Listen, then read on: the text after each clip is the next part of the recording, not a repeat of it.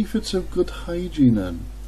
Well, first of all, good reputation for the company, satisfied customers, so that's repeat custom, increased productivity, brand protection, legal compliance, good working conditions, reduced risk of food poisoning, longer shelf life of product, and high staff morale, low staff turnover. Safe food then means higher profits. If we look at the flip side of the coin then, the costs of poor hygiene, unsafe food means lower profits for the various reasons such as food poisoning, food complaints, brand damage, loss of business, closure, fines and legal costs, costs of civil action, pest infestations, waste food, loss of production, high staff turnover, low staff morale. Let's have a look at the major symptoms of food poisoning. You've got nausea, vomiting, abdominal pain or cramps, and diarrhea. All in all, those are not life-threatening. You won't die from any of those symptoms. But what you will die from is dehydration.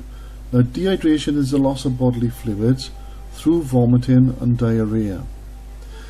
It's not so much a big problem in this country because if we get food poisoning, we can replace the bodily fluids with clean water from taps, or we can use bottled water.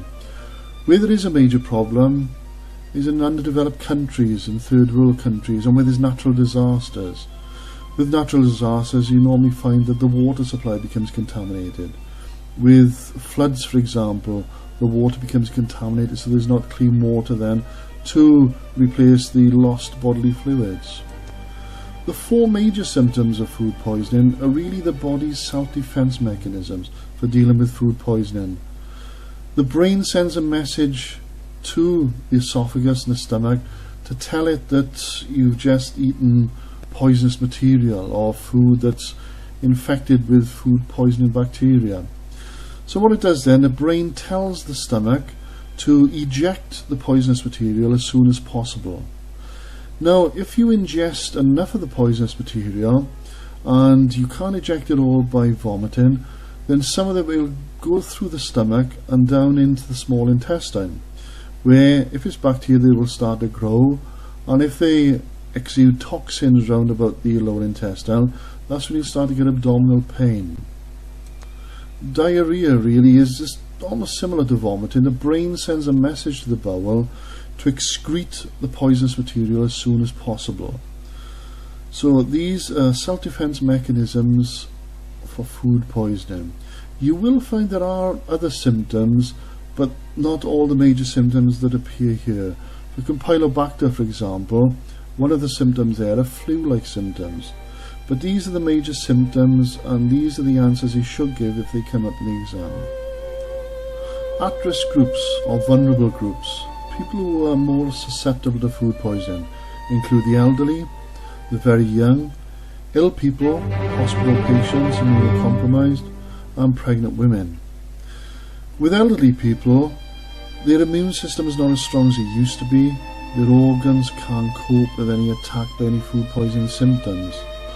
In 1996, 21 people died from E. coli food poisoning in Scotland. They were all over pensionable age. The very young, the opposite is true there. They haven't developed an immune system yet.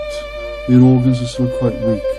In 2005, Mason Jones, a young lad of 5, died from E. coli food poisoning in South Wales.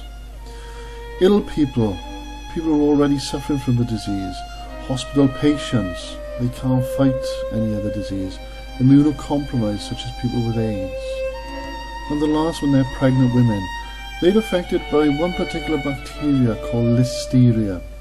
Now, Listeria is a bacteria that embeds itself in the placenta of the pregnant women. So it doesn't really affect the pregnant woman so much, but it does affect the unborn child, usually causing miscarriages or stillbirth.